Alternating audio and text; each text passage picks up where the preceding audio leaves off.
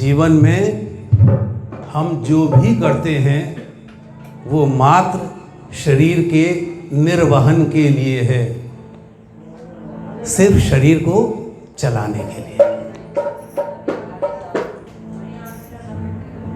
चराचर जगत में स्वपोषण, सिर्फ अपना पेट भरने के लिए हम दिन रात मेहनत करते हैं।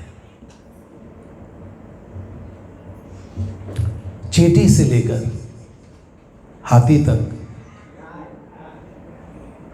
किसी को भी देखिए, सब अपना पोषण करने में, अपना पेट भरने में लगे हुए हैं। भगवान गीता में एक महत्वपूर्ण बात कहते हैं कि जीवन में सब कुछ देखो,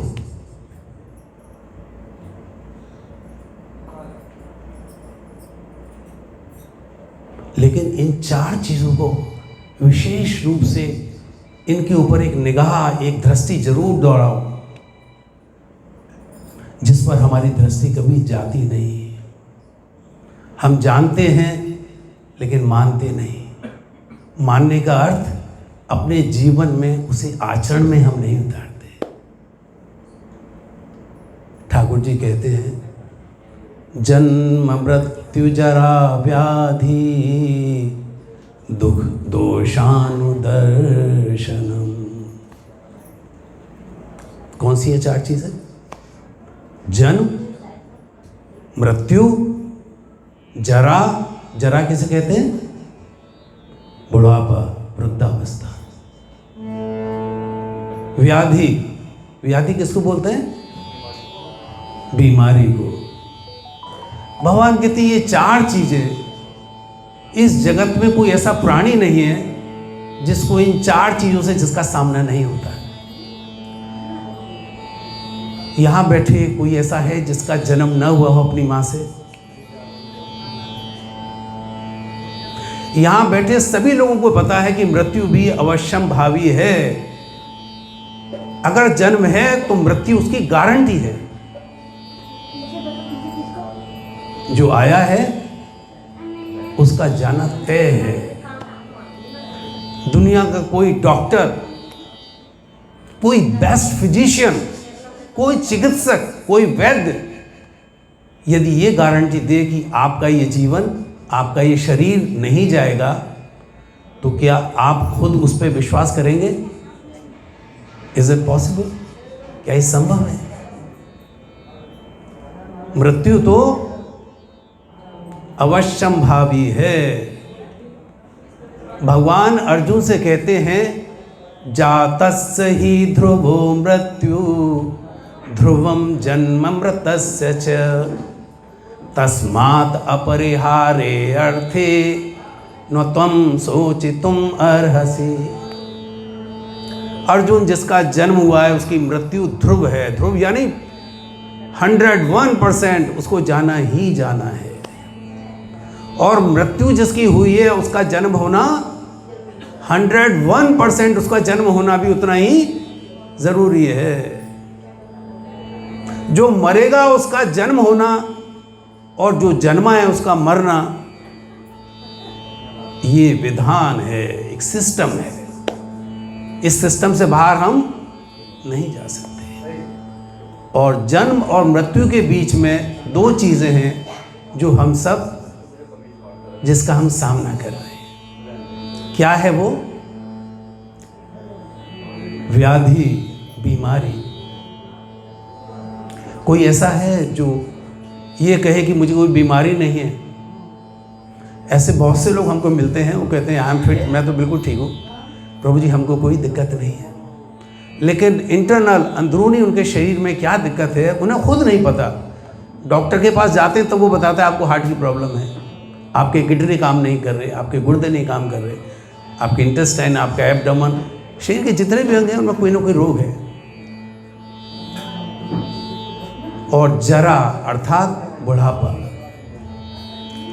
यहाँ अगर कोई नौजवान बैठा है तो क्या वो ये कह सकता है कि मैं कभी बूढ़ा नहीं होऊंगा?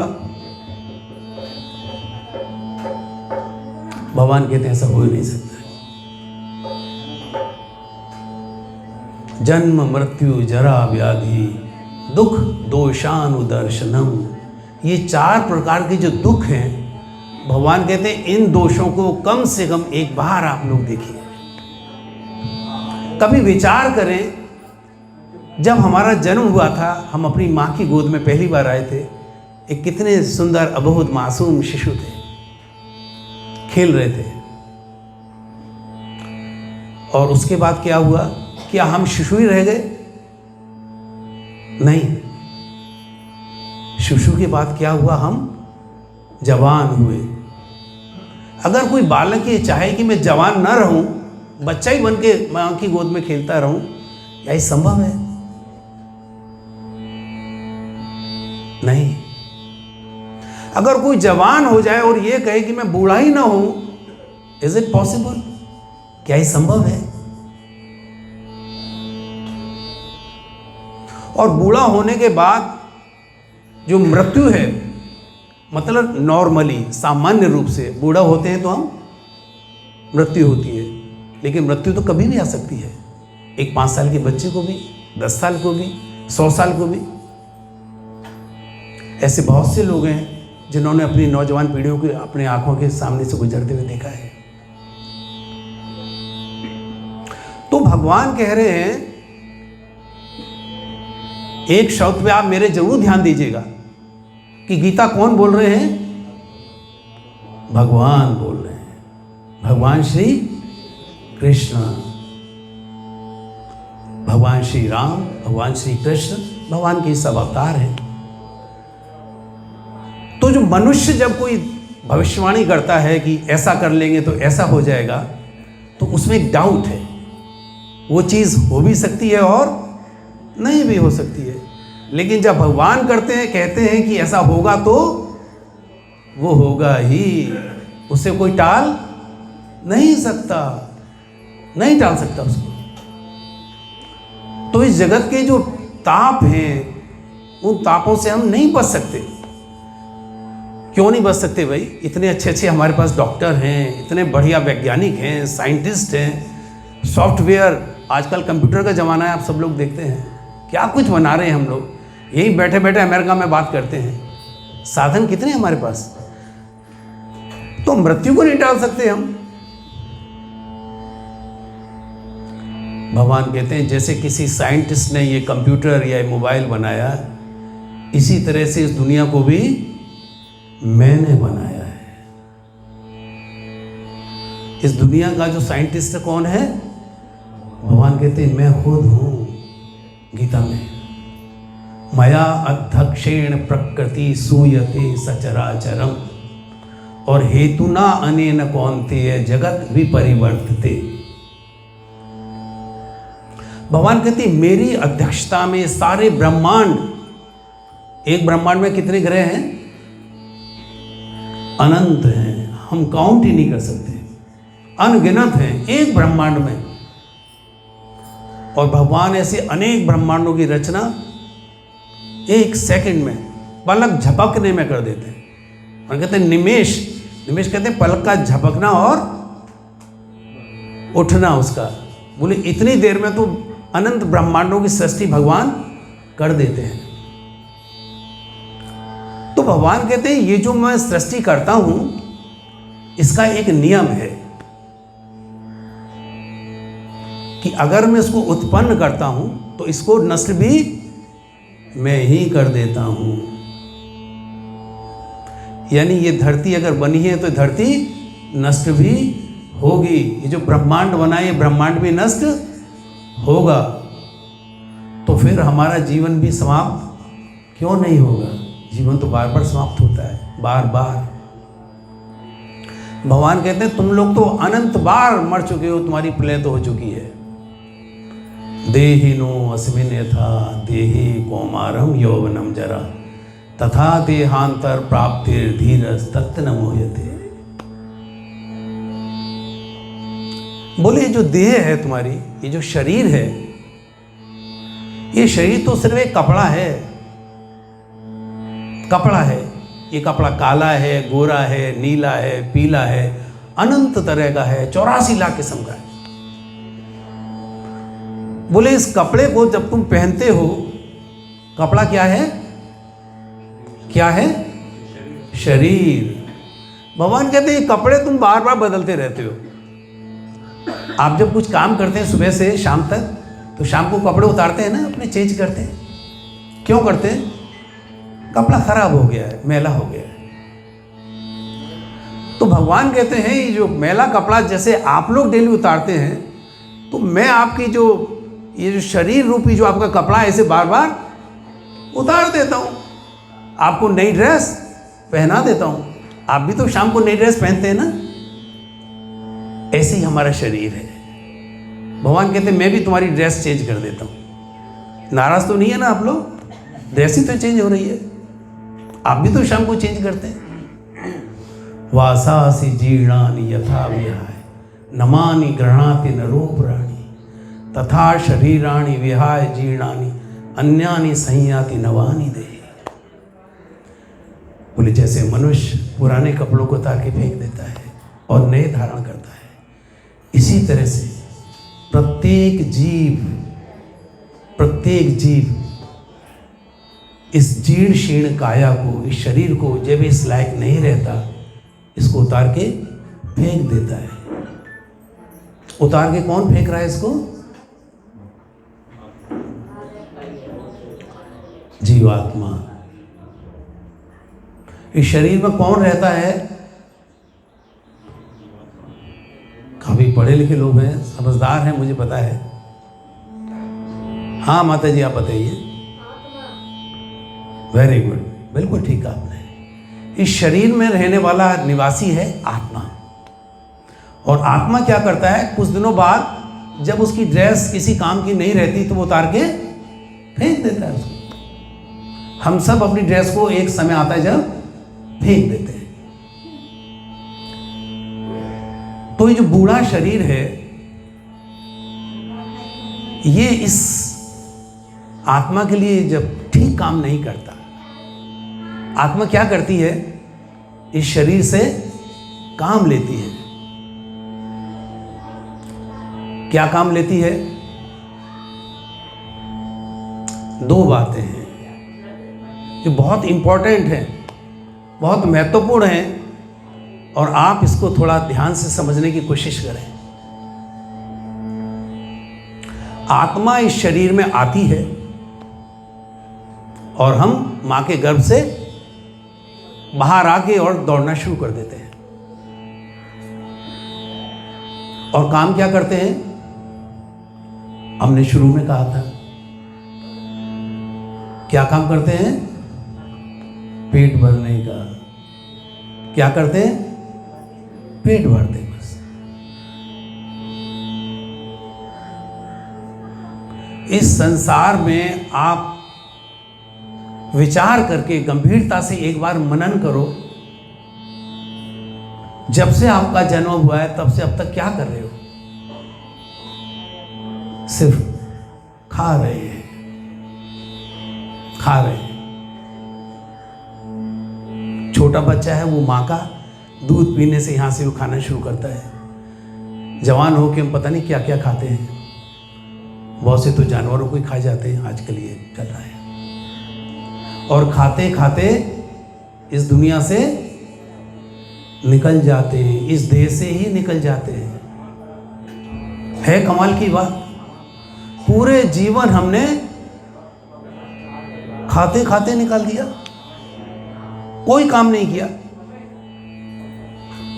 एक बड़े इंटेलिजेंट थे, अभी वो कह रहे थे क्या बात कर रहे हैं आप, हम यहाँ पढ़ाई करते हैं, इतनी बड़ी बड़ी डिग्रियां लेते हैं, माँ बाप की सेवा करते हैं, नौकरी करते हैं, बच्चों को पालते हैं। हमने कहा प्रभु जी आप ये सब करते हैं, लेकिन क्या बिना खाए आप रह सकते हैं? बिना खाए 1 दिन, 2 दिन, 1 महीना, 40 डेज बताते हैं साइंटिस्ट की आदमी। 40 दिन तक इस शरीर में कुछ ना खाए तो उसको टॉलरेट कर सकता है, आप बर्दाश्त कर सकते हैं। लेकिन 40 दिन के बाद ये देह अपना काम करना बंद कर देती है। आत्मा कहती है चलो वो अभी छोड़ लीजिए, उसको छोड़ दीजिए,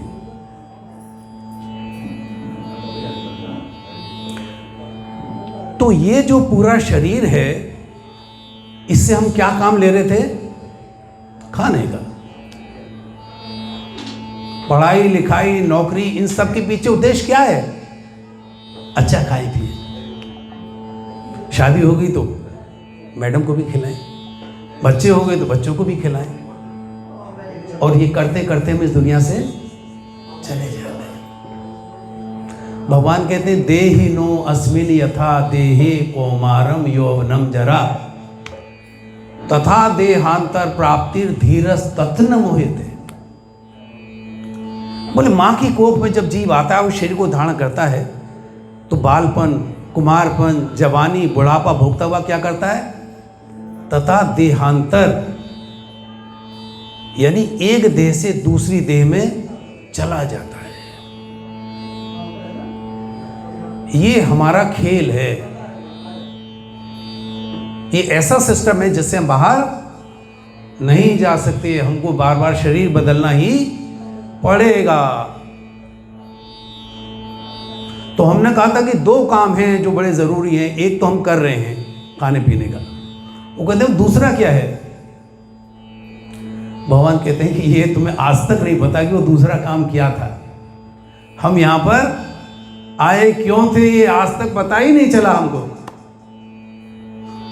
बोले महाराज फिर आप ही बता दीजिए, हम क्यों आए थे यहां पे? तो भगवान कहते हैं हमारे आने का एक उद्देश्य है। ये जो शरीर मिला है, अभी जैसे राकेश जी बता रहे थे, बड़े भाग मानुष तन पावा सुर दुर्लभ सब गंथन का। 84 लाख योनियों में जो ये आपको मानव देह मिली है, ह्यूमन बॉडी, ये सबसे इंपॉर्टेंट है, द बेस्ट वन। इससे अच्छा भगवान के पास और कुछ नहीं है। भगवान कहते हैं ये मेरी सबसे बेस्ट प्रोडक्ट है, इससे अच्छा मैं अभी तक नहीं बना सका हूं भाई।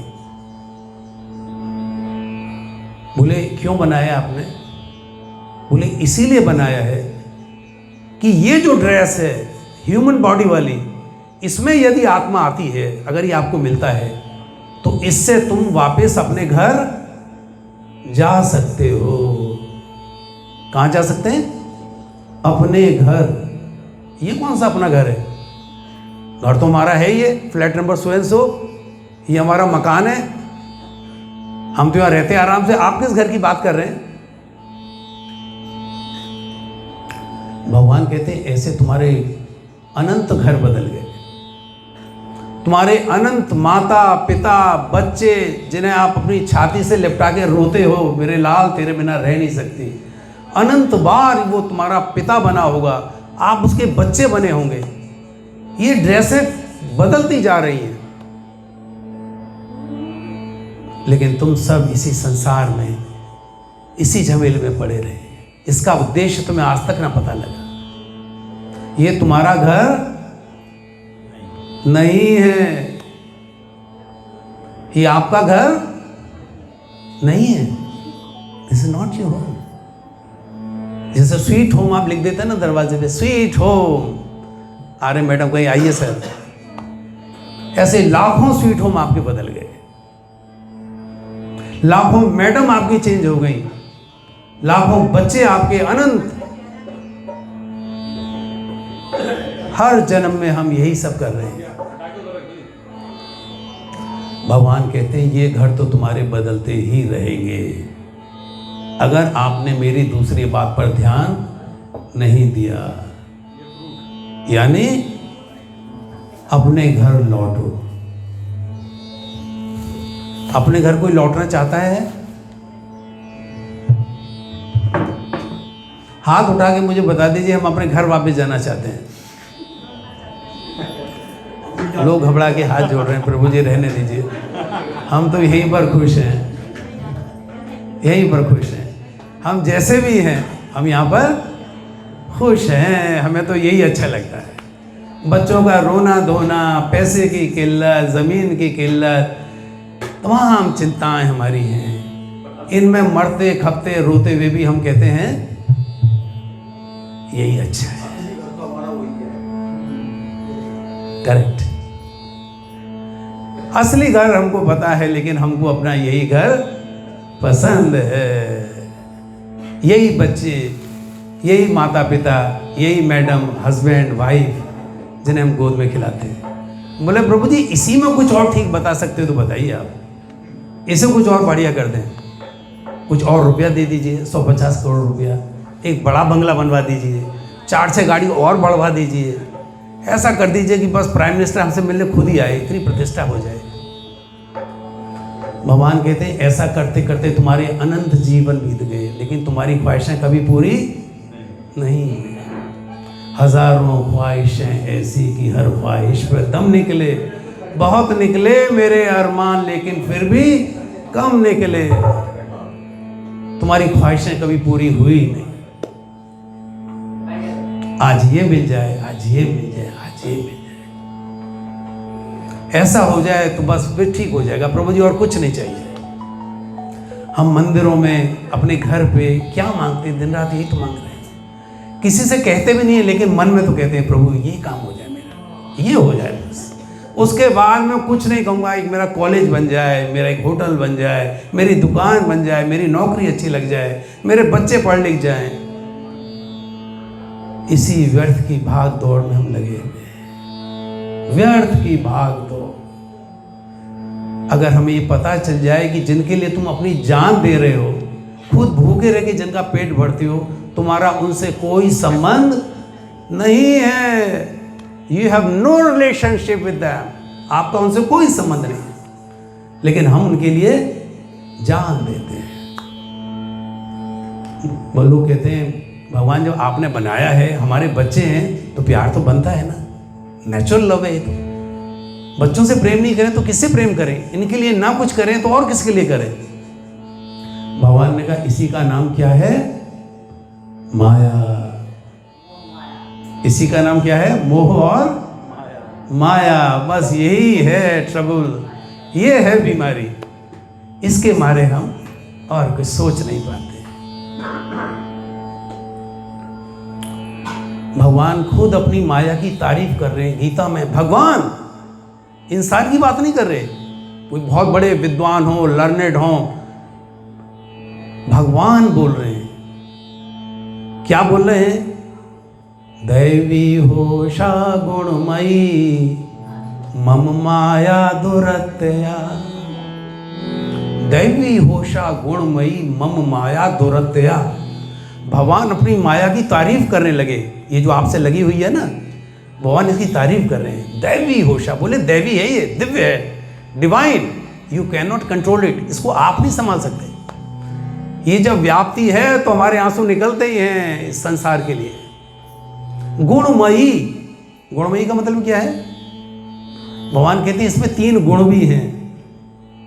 कौन कौन से? कौन से गुण हैं माया में? भगवान कहते हैं इसमें 3 गुण हैं। एक है सात्विक, एक है राजसिक और एक है तामसिक।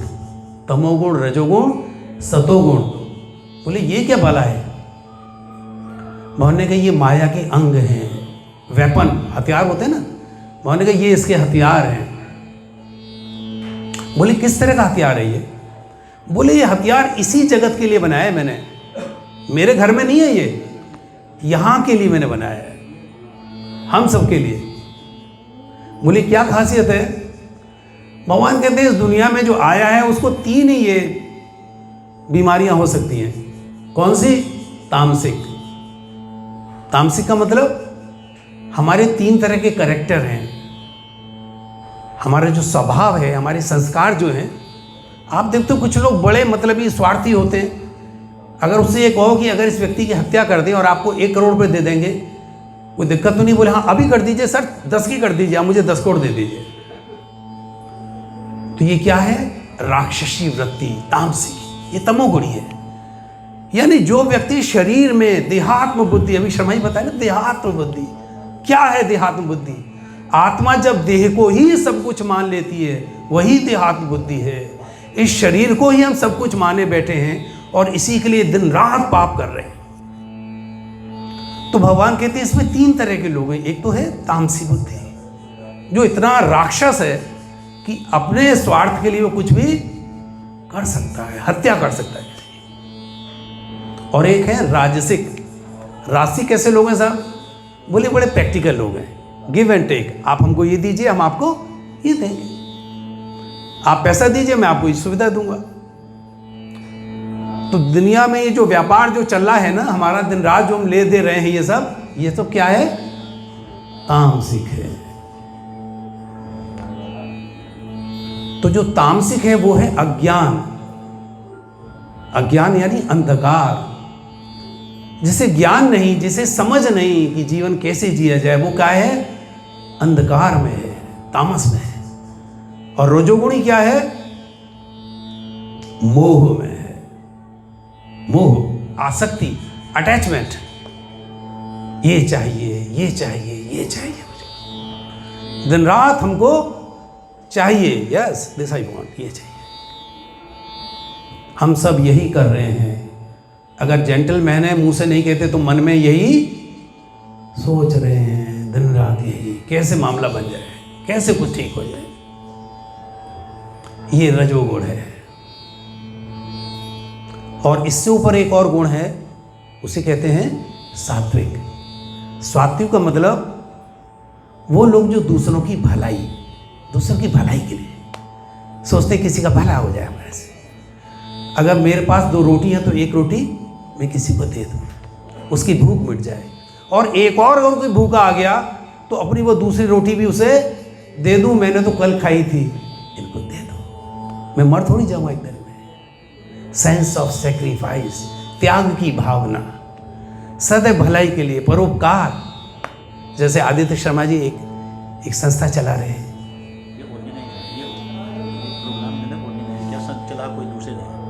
तो ऑर्गेनाइजेशन अगर इस तरह का है जहां हम दूसरों की भलाई, उनकी आत्मा, उनके आंसुओं को पहुंचने के लिए खड़े हुए, ये सात्विक भाव है। जो कदम दूसरों के आंसू पहुंचने के लिए आगे बढ़ते हैं, वो व्यक्ति सात्विक है। जो हमेशा हर एक का भला ही सोचता है, जिसको ये पता है कि संसार से हमको जाना ही है, इसलिए जाने से पहले जितना बन सके मैं इस शरीर के द्वारा, ये जो कपड़ा भगवान ने दिया है, इससे मैं लोगों की भलाई कर सकूं। जब तक यहाँ रहो, इस शरीर का उद्देश्य है दूसरों की भलाई, सात्विक भाव। और कैसा सात्विक भाव? हमेशा भगवान को याद करते हुए, स्मरण करते हुए कि ये शरीर आपने मुझे दिया था और मैं चाहता हूँ प्रभु, इससे मैं जितना लोगों के लिए अच्छा कर सकूँ वो करूँ। और सबसे बड़ा जो काम है वो है सुमिरन, स्मरण। किसका? भगवान का। क्यों? हमको अपने घर जाना है। हम इस दुनिया में दौड़ते दौड़ते थक चुके हैं। इस जन्म में भी परेशान हैं, अगले जन्म में भी परेशान हैं। तो ये माया हमको कहीं भी छोड़ेगी नहीं, छोड़ ही नहीं सकती। अपने छुटाई से ये छूटेगी नहीं। आंखें धुंधली हो गई, मुंह के अंदर एक भी दांत नहीं रहा, बाल सारे हमारे पक्के नीचे गिर गए, शरीर हमारा कांपने लगा, ये करने नहीं सकता, कुछ कर नहीं पा रहा, अंग सब शिथिल हो गए। लेकिन फिर भी आशा है, मैं ठीक हो जाऊंगा, मैं और बढ़िया हो जाऊंगा, मेरा वो जो काम रह गया था वो अब वो काम मैं पूरा कर सकता हूं। अभी भी मैं अपने बच्चों के काम आ सकता हूं, उनके लिए कुछ और कर जाऊं मरने से पहले। आशा पिंडम, ये पिंड क्या है? आशा, आशाएं मांगता है। भगवान ने कहा भैया ये नहीं चलेगा, ये चलने वाला नहीं है। सारी योनियों में तुमने ये सब किया, लेकिन इसमें चलने वाला नहीं है। तो अर्जुन ने पूछा, माया भी आपकी लगाई हुई है और उसके बाद हमें कहते हो कि संसार को छोड़ के हम आपकी तरफ आ जाएं। इस माया को जब तक आप हटाओगे नहीं, तब तक हमारा कल्याण कैसे होगा? माया से हटने का क्या उपाय है? ये दिन रात जो हम परेशान हैं अपनों के लिए, जिन्हें अपना कहते हैं, मेरा है, मी एंड माइन, मैं और मेरा, बस मेरी पूरी जर्नी इस यात्रा का एक ही उद्देश्य है, मैं और मेरा सलामत रहें, बाकी भगवान ने कहा एक उपाय है। तो जो पहले लाइन बोली थी भगवान ने, देवी होशा गुणमयी मम माया दुरत्या, दुरत्या का मतलब इस माया से कोई पार नहीं पा सकता। हम अगर यहाँ 10 साल तक भी लगातार ये प्रवचन देते रहेंगे तो माया छूटने वाली नहीं है। किसी के कहने से माया नहीं जाती, वो इनवाइव है, इस शरीर के अंदर है, हमारे संस्कारों में है। इस शरीर का काम ही है ये माया से संतप्त हो जाना। ये शरीर पहना और माया हमारे ऊपर, आप उसमें क्या कर सकते हैं। भगवान आखिरी लाइन कहते हैं, मामेव ये प्रपद्यन्ते माया मेताम तरन्ति ते, मामेव ये प्रपद्यन्ते माया मेताम तरन्ति ते। मामेव मुझे ही, जो प्रदंतन्ते प्रपद्यन्ते, जो मेरी ही पूजा, मेरा ही नाम, इस संसार की भाग दौड़ के बावजूद जो मेरा नाम लेते रहते हैं, माँ में भी ये प्रपद्यन्ते माया में ताम तरन्ति ते, वो माया से तर जाते हैं, माया उनको छोड़ देती है। शर्त एक ही है, जो मुझे याद करते हैं। माँ बच्चे की तरफ कब ध्यान देती है? बच्चा भूखा है, माँ को तो नहीं पता। जब भूखा बच्चा चिल्लाता है माँ के लिए, मम्मी मैं भूखा हूँ, या रोता है जब बोल नहीं सकता, तो माँ दौड़ के आती है कि मेरा बेटा रो रहा है, ये भूखा है, और उसको दूध पिलाती है। तो जब तक हम भगवान को बुलाएंगे नहीं, उनका नाम नहीं लेंगे, उनको पुकारेंगे नहीं, ये संभव कैसे कि भगवान हमारी तरफ आए। किसी समझदार ने कहा, महाराज लेकिन आप तो अंतर्यामी हैं, हमारे घट घट की जानते हैं, हमारे मन में जो चल रहा है आपको तो पता है। बोले हाँ, तुम्हारे मन में जो चल रहा है वो माया चल रही है, तुम संसार के बारे में सोच रहे हो, इस जगत के बारे में सोच रहे हो, इस जगत को बनाने वाले जगदीश के बारे में तुमने कभी नहीं सोचा है। मेरे बारे में सोचने की तो तुम्हें फुर्सत ही नहीं है। तुम्हें सारी चिंता है बच्चे की, स्कूल की, नौकरी की, सारे जो भी काम कर रहे हैं आप, लेकिन मेरी तुम्हें चिंता नहीं है, कभी ख्याल ही नहीं आता। मेरा ख्याल तो एक बार करते हो तुम, जब मुसीबत में होते हो, जब तुम्हारी कोई मदद करने वाला इस संसार में नहीं होता, बस उस समय तुम मेरे पास आते हो। लेकिन अगर तुम मेरे पास आते हो तो भगवान ने कहा ये भी अच्छी बात है, कम से कम तुम्हें लास्ट में मेरी याद तो आई। भगवान के ऐसे बहुत से लोग हैं जो सब कुछ करेंगे लेकिन भगवान को याद नहीं करेंगे। तो ठाकुर जी कहते हैं इस जगत में 4 तरह के लोग हैं। बदमाश, बोले कौन से बदमाश हैं?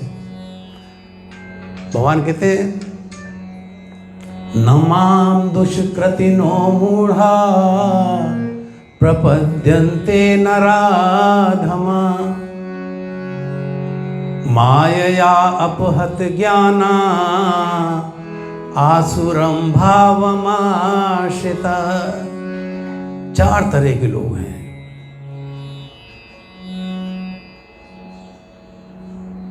नमाम दुष्कृतिनो मूढ़ा प्रपद्यन्ते नराधमा। नरों में, मनुष्यों में जो अधम नीच हैं, बोलो मेरा नाम नहीं लेते। 4 तरह के लोग हैं। अधम हैं, माया के द्वारा जिनका ज्ञान, बस पैसे में लगे हुए, मरते मर जाएंगे, जब सांस निकल रही है लास्ट में तभी कहते हैं अरे देखना बेटा वो मेरा पैसा वहाँ रह गया, उससे तू जब मैं चला जाऊँ तो उससे जरूर ले लेना मेरे मरने के बाद। आज ही जब क्रियाकर्म हो जाए ना, कल ही बेटा उसके दरवाजे पे पहुँच जाना, वो मेरा पैसा है। और अपनी माँ को तो कुछ देना मत, ये बेवकूफ़ है, ये पैसे सब ऐसे ही वेस्ट कर देती है। और छोटा भाई पागल है, तू अपने पास ही रखना। क्या क्या प्लानिंग। जब इस देह को छोड़ रहा है, आप जानते हैं इस देह से छूटने के बाद हमारा इस संसार से कोई संबंध नहीं रहता। जैसे ही ये देह छूटी, आपका परिवार, आपका बेटा, आपकी माँ, आपके बच्चे, आपकी पत्नी, आपका संबंध समाप्त। बस इतना ही संबंध है। देह छूटी और संबंध समाप्त। आखिरी सांस लेते हैं जब हम, तब भी बच्चों की याद, परिवार, माया इतनी जबरदस्त है।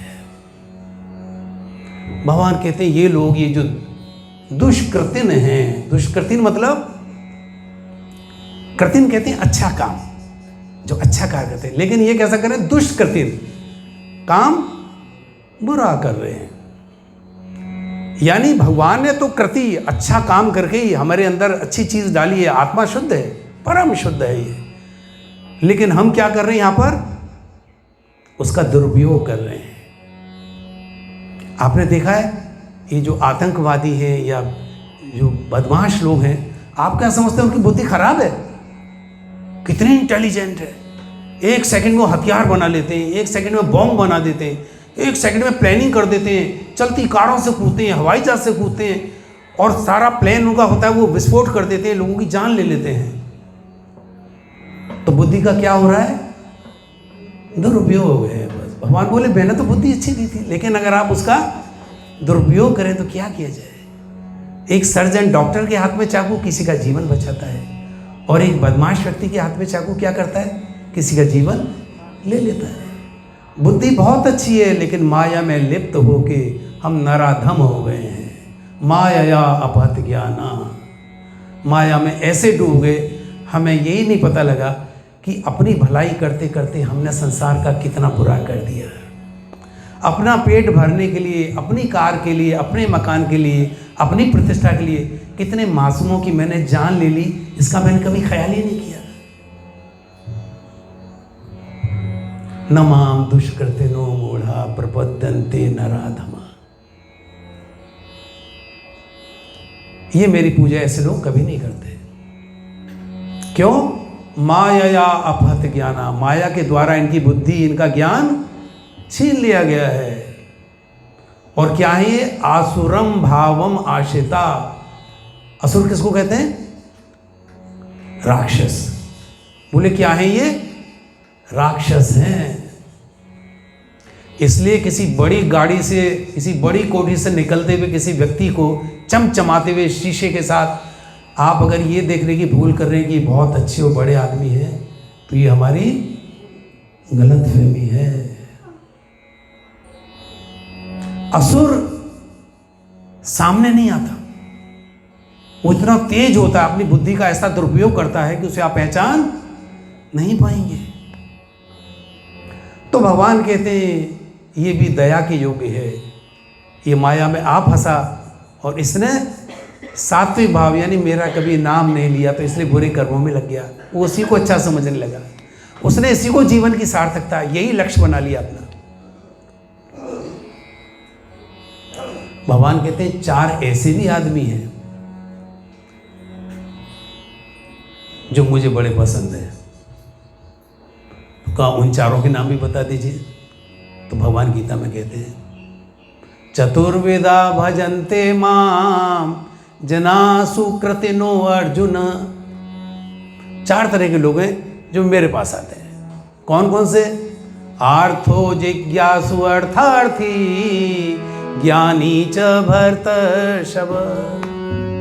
4 तरह के। एक तो आर्थ भाव में, जिसका सब कुछ लुट जाए, या इतनी मुसीबत में उसे कोई सहारा न दे रहा हो, भरी सभा में उतारे जा रहे थे। जब पांडव भी कुछ नहीं कर सके, द्रोणाचार्य भी कुछ नहीं कर सके, भीष्म पिता भी कुछ नहीं कर सके, कोई उनकी रक्षा नहीं कर सका। वो 5 पांडव जिसमें उनको बड़ा अभिमान था, बड़े बड़े धनुर्धारी और गदाधारी हैं, द्रौपदी की आंखों में आंसू आ गए। बोले ये संसार किसी जीवात्मा का कल्याण नहीं कर सकता। कौन कर सकता है?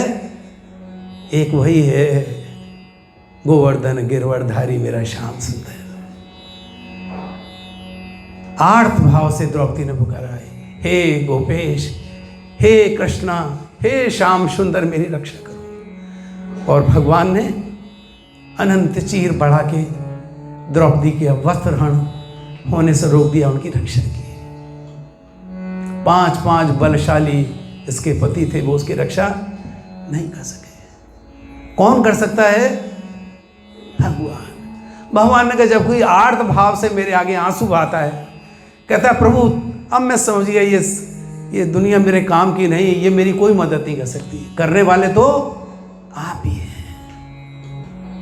याद रखना, अगर आपको ये लगता हो कि किसी आदमी ने अकस्मात आपकी मदद कर दी जब आप बहुत दिक्कत में थे, तो ये उस व्यक्ति विशेष की कृपा नहीं है।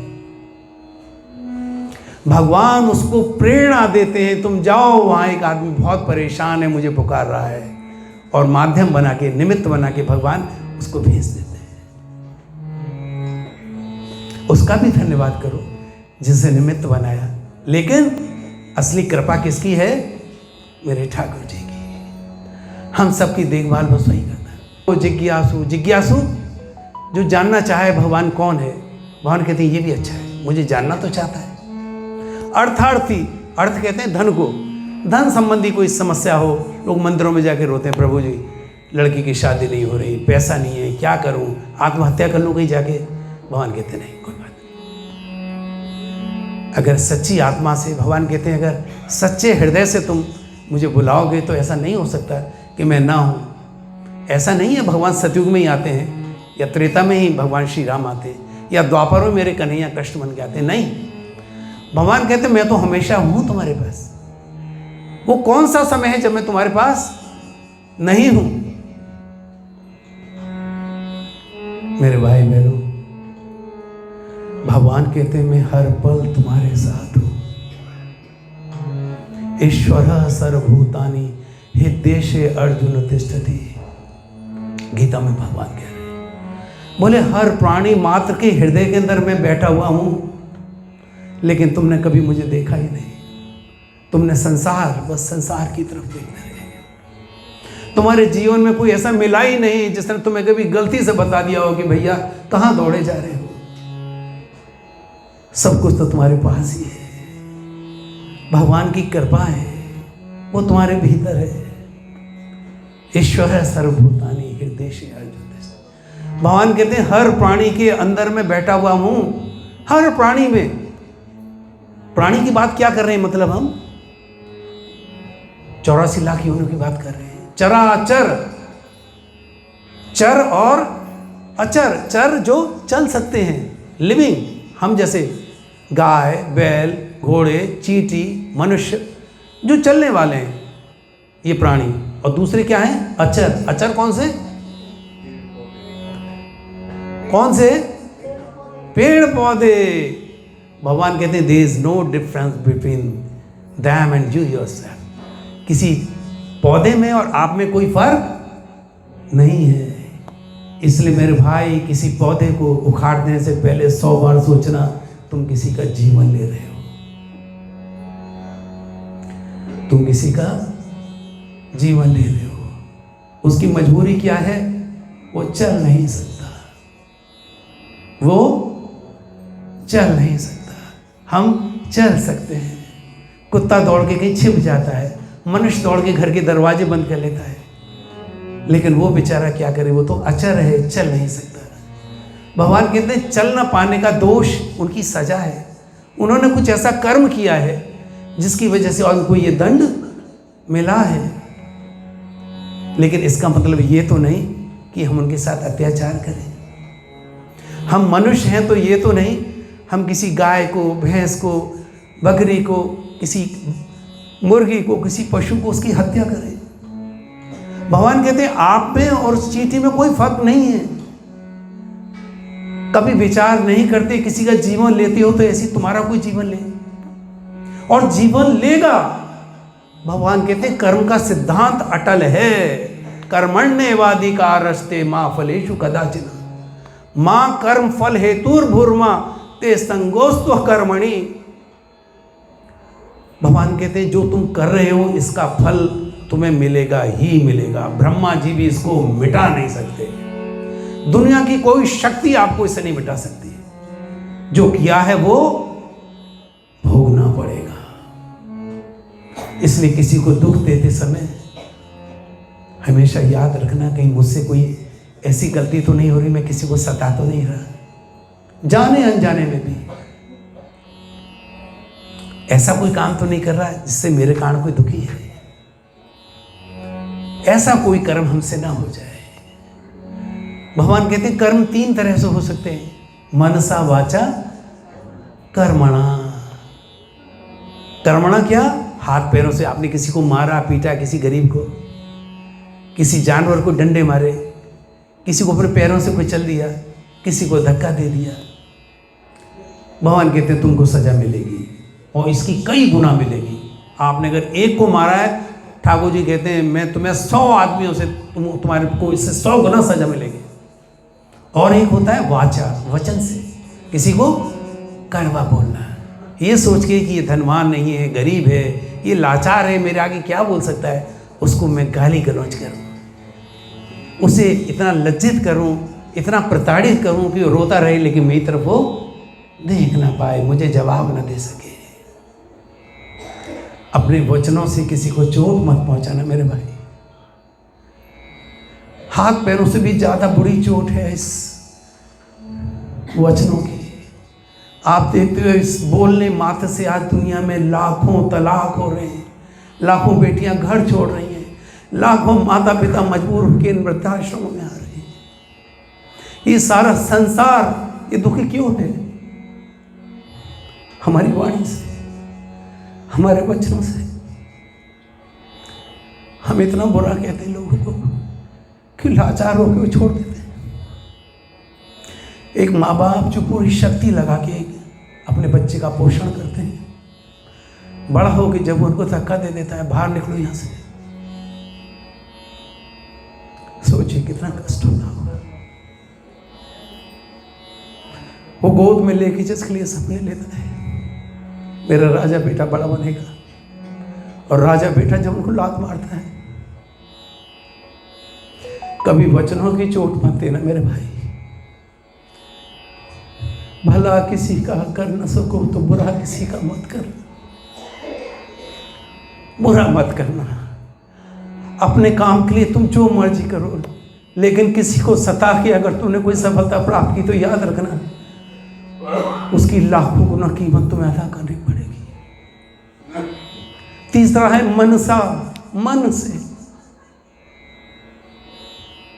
आपने किसी को, आप मन से किसी का बुरा चाहते हो, आपके घर कोई आया और उस आदमी को आप बिल्कुल पसंद नहीं करते, उसकी शक्ल देखना नहीं पसंद करते, और जब वो आपके घर आता है तो हम क्या कहते हैं, आइए भाई साहब, बड़े दिनों में दर्शन हुए, धन्य भाग हमारे आप पधारे, देखो जी कौन आए हैं। और मन में क्या कह रहे हैं, आज सुबह सुबह किस दुष्ट का मुंह देख लिया, ये सारा ड्रामा करना पड़ रहा है।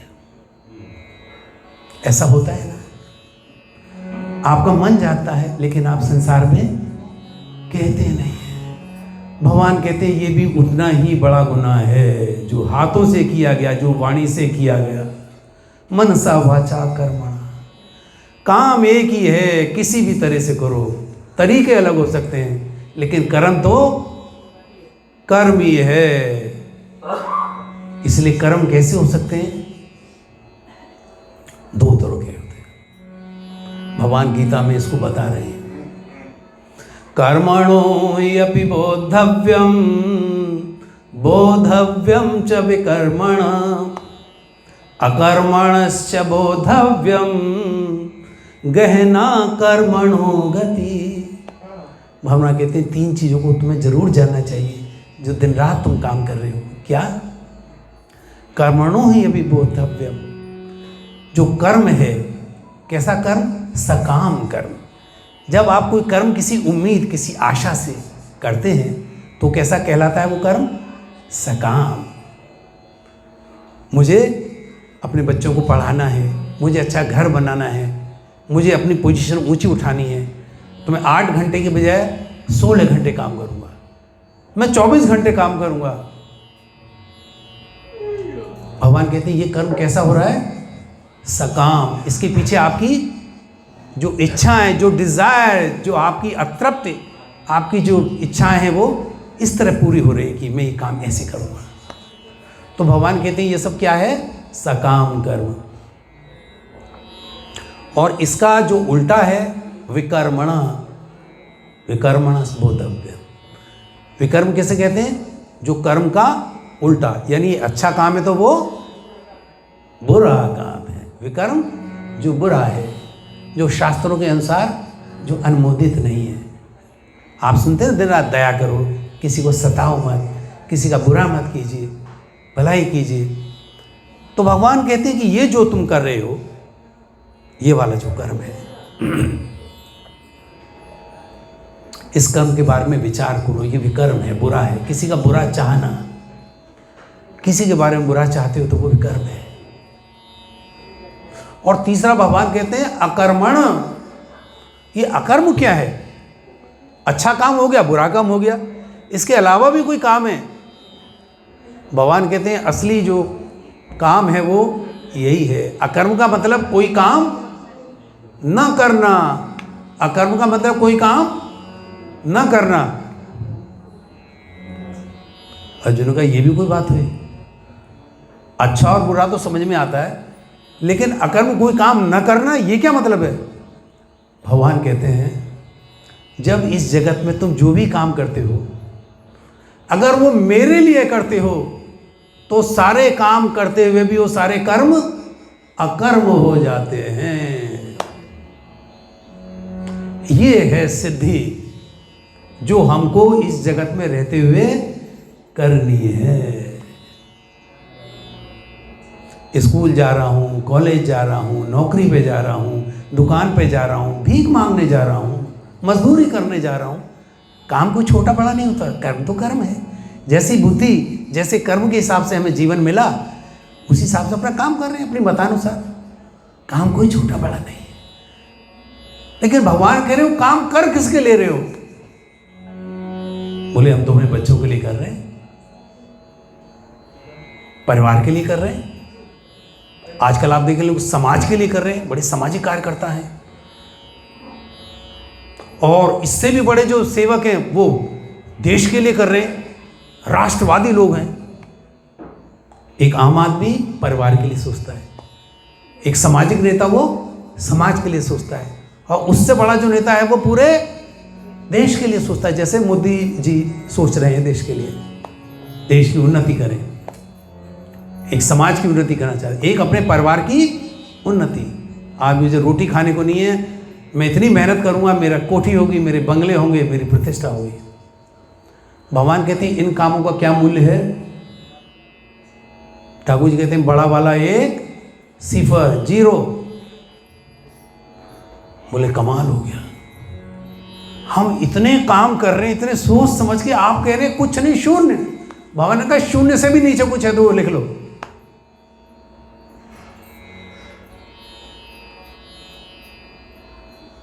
विचार करने की बात है। अब तक परिवार के लिए मर रहे थे, समाज के लिए, देश के लिए कर रहे हैं, आप कह रहे हैं हम कुछ कर ही नहीं रहे। भगवान ने कहा जो भी कर रहे हो उसके दो रिजल्ट आ रहे हैं, दो फल आ रहे हैं। क्या? बुरा या अच्छा। और भगवान कहते हैं जब अच्छा करते हो तुम्हारी तरक्की होती है, और ज़्यादा ही भलाई यानी सात्विक भाव में रहते हो, दिन रात जो भगवान के बारे में ही सोचता है, भगवान का भजन करता है, संसार की भलाई करता है, भगवान कहते हैं उसको मैं और ऊंचे लोकों में भेज देता हूं, स्वर्ग लोक में।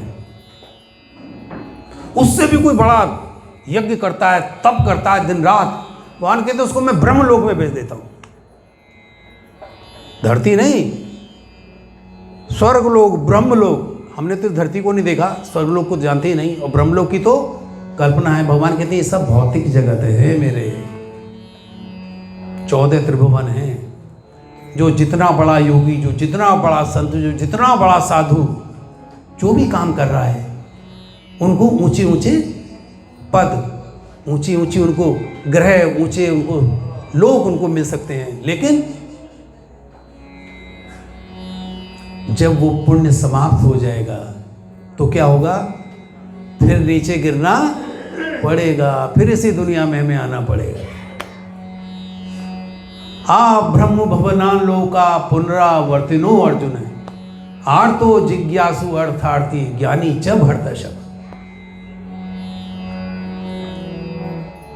सॉरी, आ ब्रह्म भुवनान लोका पुनरावर्तनो अर्जुन माम उपेत्य तु कौन्तेय पुनर्जन्म न विद्यते। भगवान ये कहते हैं, भगवान कहते हैं ब्रह्मलोक तक भी तुम अच्छा काम करते हो तो चले जाओगे, लेकिन जब पुण्य समाप्त होंगे तो फिर लौट के यही आना पड़ेगा, यही कुत्ता बिल्ली बनना पड़ेगा, कुत्ता बिल्ली बनना पड़ेगा। हम ये सोचें कि मनुष्य की देह अगर छोड़ी तो हमें मनुष्य की देह मिले, तो इस गलतफहमी में मत रहना मेरे भाई।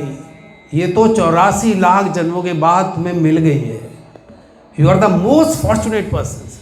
आप लोग कितने सौभाग्यशाली हैं, हम कितने सौभाग्यशाली हैं कि हमको ही मानव की देह मिल गई। लेकिन हम इससे कर क्या रहे हैं? सकाम कर्म कर रहे हैं। या तो कर्म कर रहे हैं या विकर्म, अच्छे कर्म या बुरे कर्म। अच्छा करोगे तो अच्छी आपको फायदा पुण्य मिल जाएगा, बुरा करोगे तो और बुरे यानी पापों में चले जाओगे। ऊर्ध्वं गच्छन्ति सत्वस्था मध्ये तिष्ठन्ति राजस्था जघन्य गुण वृत्तिस्था अधो गच्छन्ति तामसा। भगवान कहते हैं 3 तरह के लोग हैं, 3 गुण हैं, 3 गति हो सकती है तुम्हारी। दिन रात भलाई अच्छाई सोचते हो तो स्वर्ग लोग, और जो मध्य तिष्ठन्ति राजस्था, बीच में क्या है? पृथ्वी। जो किसी का बुरा भला तो नहीं करते लेकिन अपना काम चलाते रहते हैं, तो राजसी जो लोग हैं भगवान कहते हैं उनको इस धरती पे जन्म मिलता है। और जघन्य गुण प्रति, जो हमेशा दूसरे के प्रति उसका बुराई करना चाहता है, अधो गच्छन्ति, उसको अधः लोग यानी नरक लोग, इनमें उनको जाना पड़ता है। नरक लोग कल्पना नहीं है भैया, हमारे शास्त्रों में कहा है नरक है, तमाम नरक हैं, घोर कुंभी पाक नरक है। और एक बात और मैं आपको बता दूं, वो कहते हैं, आप में से बहुत से लोगों के दिमाग में बात आती होगी कि प्रभु जी हम किसी का बुरा भी नहीं करते, दिन रात अपने काम से काम रखते हैं, भगवान का नाम लेते हैं, किसी का बुरा नहीं चाहते, लेकिन हमारे साथ बुरा हो रहा है। हम सबसे ज़्यादा परेशान हैं, सबसे ज़्यादा दुखी हैं, सबसे ज़्यादा धनहीन हैं। हर कोई हमारे में दोष निकालता है, और वो जो दुष्ट है बराबर में, जो सारे गलत काम करता है, उसकी कोठी पे कोठी बनती जा रही है। वो और तरक्की कर रहा है, उसके घर में आनंद ही आनंद आ रहा है।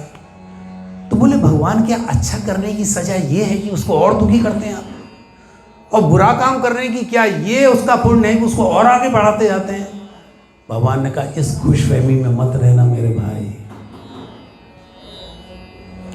कर्मण्येवाधिकारस्ते, हमारा अधिकार एक ही चीज़ पर है, काय पे? कर्म करने पर। अच्छा करो बुरा करो, भगवान कहते हैं उसका तुमको फल मिल रहा है। और आज ये जो तुम कष्ट भोग रहे हो ना, अच्छाई के रास्ते पे हो लेकिन कष्ट भोग रहे हो, ये बात पक्की मान लो, पिछले जन्म में तुमने बहुत दूसरों को कष्ट दिया। पिछले जन्मों में तुम अनंत कष्ट दे के आए हो, उसी के बदले में तुम्हें भोगना पड़ रहा है। और ये जो जैसे तुम गालियां दे रहे हो, गुंडा है और ये इसकी कोठियां बन रही हैं, सारे गलत काम करता है, इसका अच्छा हो रहा है, भगवान कह रहे ये बहुत अच्छे कर्म करके आया है। तो बोले महाराज जी कब तक चलता रहेगा, हमारे धैर्य की कब तक परीक्षा लेंगे आप? भगवान कहते बस मेरे नाम का स्मरण करते रहो, किसी को बुरा मत चाहो। और ये मान लो कि मैं इस जगत में आया हूँ, मेरा काम है यहाँ सबसे अच्छा, सबसे राम रमैया, सबसे प्यारा संबंध रखना, किसी का बुरा ना चाहना, और हमेशा भगवान का स्मरण करना।